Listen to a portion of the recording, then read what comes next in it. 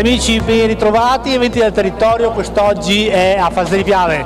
Siamo in compagnia del Circolo I Pedré, qui a Falzè, e stiamo festeggiando San Martino. Siamo in compagnia di Claudio Stella, che è un volontario. Claudio, nel contesto tutto in regola, distanziamento, mascherine, noi l'abbiamo tolto momentaneamente per l'intervista, si ricomincia.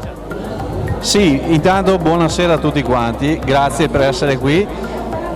Si ricomincia, si cerca di ricominciare cercando di rispettare le disposizioni, tutte le misure di sicurezza, però c'è tanta voglia di riprendere la vita normale e lo vediamo noi come volontari che ci siamo dati da fare, la disponibilità qua in paese e anche dalla gente normale che ci chiede e che per fortuna risponde molto bene a questa iniziativa. Siamo molto contenti di questo, stiamo attenti come dicevamo prima, però per fortuna fino adesso tutto bene. Tutto bene. Claudio, andiamo nel ludico. Quali sono i piatti tipici qui a Falzè di Piave?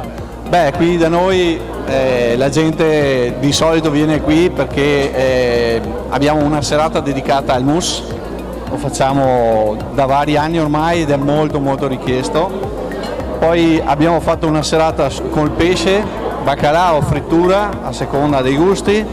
Questa sera abbiamo introdotto una nuova serata, è una novità, serata dei pasticci e comunque per chi non amasse quel piatto abbiamo mantenuto le altre pietanze, quindi a disposizione, primi o secondi a scelta. Domani chiuderemo con lo spiedo, che è un altro pezzo forte della nostra associazione. E la gente sta rispondendo, quindi vuol dire che buoni sono? Sì, per fortuna abbiamo ricevuto i complimenti di chi ci ha fatto l'onore di essere presente, quindi tutto bene. Crociamo le dita che continui così, noi siamo contenti e come dicevamo, con le distanze, mascherine e tutti gli accorgimenti del caso, però insomma vogliamo tornare a vivere.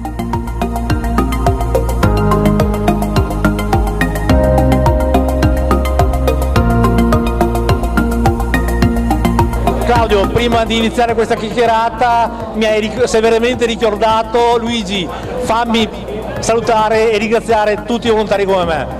Sì Luigi, davvero è importante, ci tengo tantissimo, è un'associazione la nostra e quindi un grandissimo grazie a partire dal bambino più giovane, più piccolo che c'è qua, alla persona più anziana, io sono tra quelle, grazie a tutti quelli che stanno lavorando, stanno impegnando il loro tempo libero gratuitamente perché questa è un'attività volontaria, di volontariato e quindi solo grazie, non trovo parole migliori per Perfetto Claudio, che dire, noi ti ringraziamo anche per l'invito che ci avete dato quest'anno e andiamo a assaggiare un tristi pasticci.